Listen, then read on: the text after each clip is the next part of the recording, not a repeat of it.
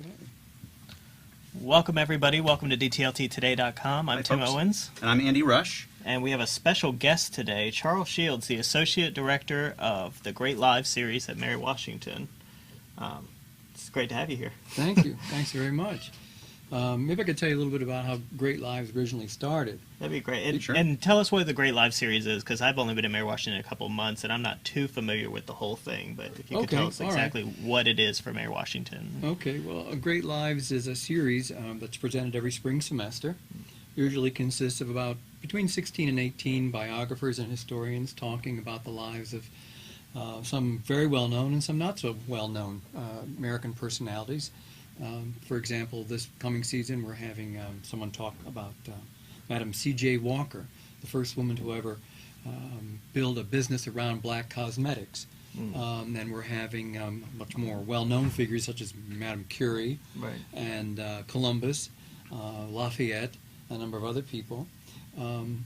So these lectures last about an hour. There's a Q&A afterwards, but there's an important classroom tie-in to this. It's not just a freestanding lecture series for the public. There's a Great Lives class behind it, and mainly history majors take it, in which they explore how biographies are written and the nature of nonfiction, and they learn some academic skills about footnoting and endnoting, that kind of thing. And attending the lectures is mandatory. So it's got a campus component and it's got a public component. But I have to say that there are very, very few biography programs anywhere in the United States. Sure. And none that I know of that is as ambitious as Great Lives. Most have a couple of speakers, but we have, as I say, 16 to 18, and some of them are Pulitzer Prize winners, and some of them are National Book Award winners, so it's really quite a panoply of talent in the biography field. And Andy, you've been working with the group a lot longer in terms of taping. How long does it go back, the whole series, do you know? I think the first year that there was a private company that came in to do the tapings, and so I would actually take the tapes and digitize them and put them up. And so back in the day, I think it was 2004 or 2005 was the first series that we put up. Okay. And reel video was the technology that we used back then, and there's still some of those that need to be converted from the reel player to more modern technology, let's say. Well, even if you think about, back in 2004, the process of putting video online in any format was not simple. You didn't have Absolutely. YouTube. You didn't have those easier ways of just upload and go. So, for Mary Washington to be, not just recording that content, but also uploading it to the web and distributing it as far back as 2004, I think is pretty wild. Yeah, and not to get too inside baseball, but at the time, reel video really was a good and high quality format. Obviously, things changed. We moved to Flash, and currently we're going to move to more of an MPEG-4 style, so that these videos can be shown not only on web pages but also on devices like the iPad and Android and the iPhone. So yeah, and just to expand on the development in technology, this is going to allow us to take Great Lives national. One of my aims in connection with the Great Lives program is to bring it to national prominence, because it has worked so well here in Fredericksburg that this is a great focus group of what people would probably like to see everywhere.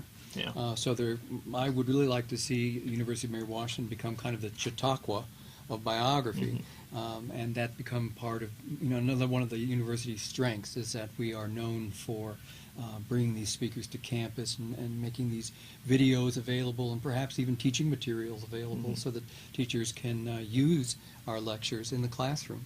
it's always been a great resource that I've felt like could be out there more and could be repurposed in so many different ways, and have all ages from college age down through elementary to kind of be exposed to these people, at least kind of know who they are, and even short blurbs of I always think of my wife who teaches some of the great lives in whatever grade. They always talk about the Jackie Robinsons and that sort of thing are the ones in second grade, and for kids to be more exposed to the names and that sort of thing is very important for them. So. Right. Well, one of the speakers, as I said earlier, this year is going to be Lauren Redness, who was just nominated for a National Book Award for her graphic biography of Pierre and Madame Curie. And visually, it's just a stunning book, besides being historically absolutely accurate. And imagine if in a 7th grade science class you could see this very engaging young person, talk about her book and show slides from the pages. Exactly. I think it's a wonderful asset. Yeah, and Mary Washington's lucky to have you on this project because you are thinking about the social media aspect and the promotion aspect. And I think a lot of that is because you're an author. You've got a book coming out November 8th Right. on Kurt Vonnegut. Yes. That's right. So the book is And So It Goes, Kurt Vonnegut, A Life. And you actually have been blogging about that process on your website, writingkurtvonnegut.com. Right. And it's been kind of interesting to read about how you became, interested in Kurt Vonnegut and the book, and your process as an author of figuring out these social media aspects. Right. Yeah. In fact, the blog I just had posted this past Saturday was all about learning to make a book trailer and learning to use social media, and this transformation from when I did my first biography in 2006 of Harper Lee.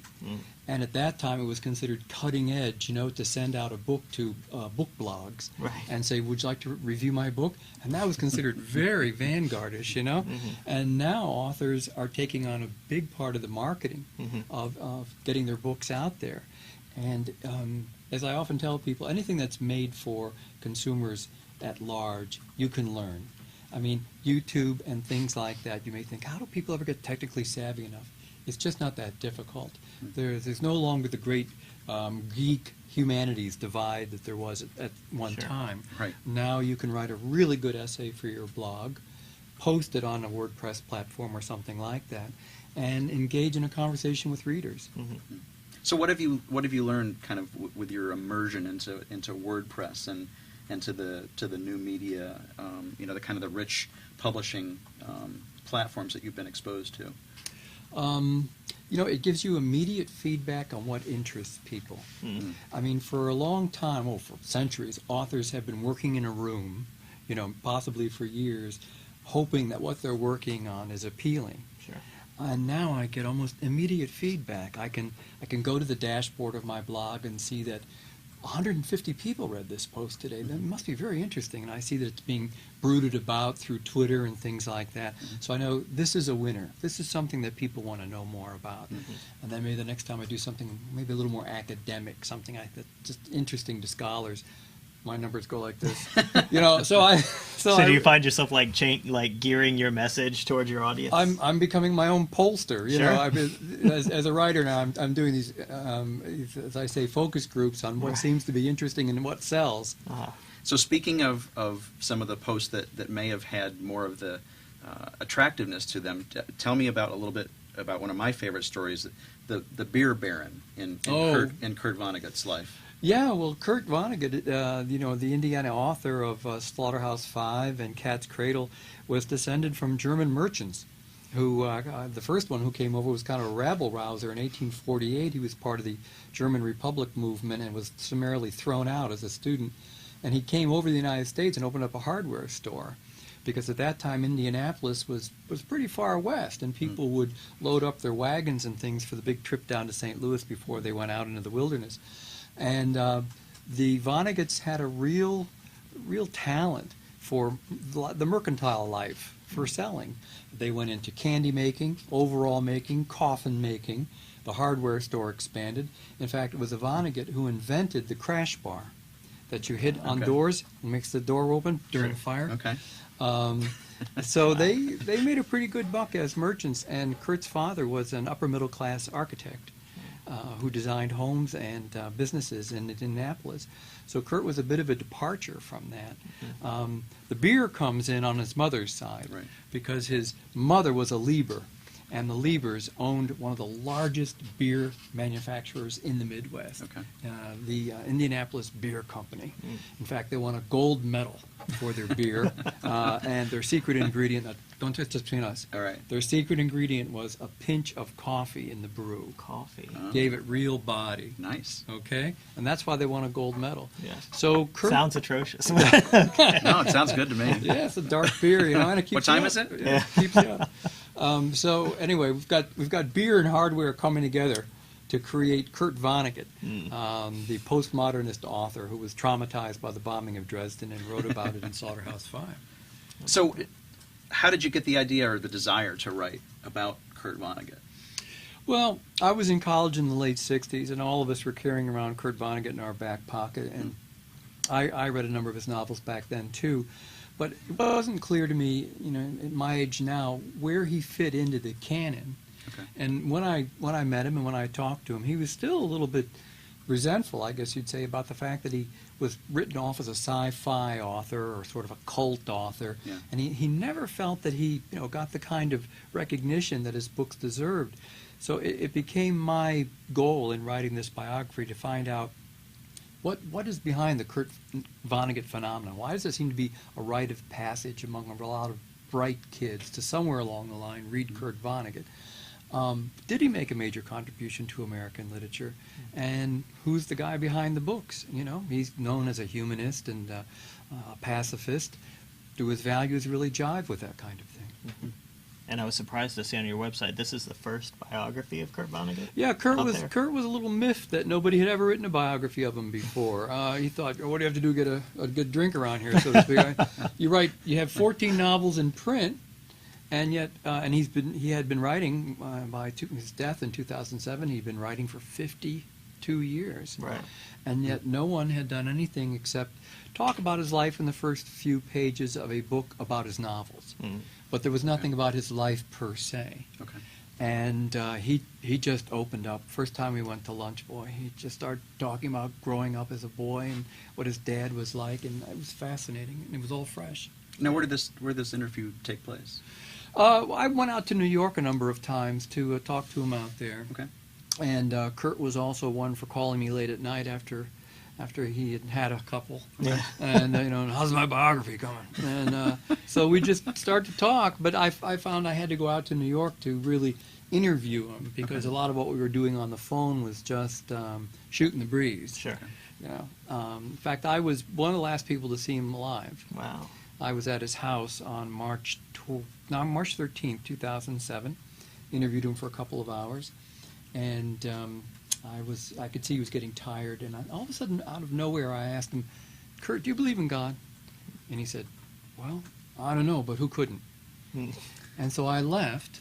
An hour and a half later, he was walking his dog out the front door, tripped on the leash, fell down the stairs, and hit his face on the sidewalk and went into a coma. Wow. It's unreal. Yeah. And in a letter in 1975 that I have, he wrote to his wife, he said, I don't know why I think this, but he said, I'm convinced I'm going to be killed by a dog. Is that Really? is that the old dyslexic joke about God and dog and wondering? Well, I'll have to wait to ask him. Wow. Yeah. So you've got a couple of websites. It's writingkurtvonnegut.com, and also you have a new one. Is it CharlesJShields.com? CharlesJShields.com, right. And after the Vonnegut book comes out November 8th, I'm going to pretty much leave the Vonnegut blog the way it is. There's about 40 posts on there, and I'm going to start talking about my experiences on the road as a biographer, my work here, Okay. a little more about Harper Lee. So it'll just be a broader website about what I do. Okay. Well, the book comes out November 8th, and it's available, I saw, at Amazon, Barnes & Noble, doing the Kindle and stuff like that as All well. of it's going to be a recorded book. It's everything. So Yeah. that's awesome. So make sure to check that out on the website, writingkurtvonnegut.com. Thanks so much for joining Yeah, us. thank you Thanks, very it's much. a pleasure, guys. Yeah, All right. this has been great. And thank you for watching DTLT today. We'll see y'all again. See you, folks. Bye.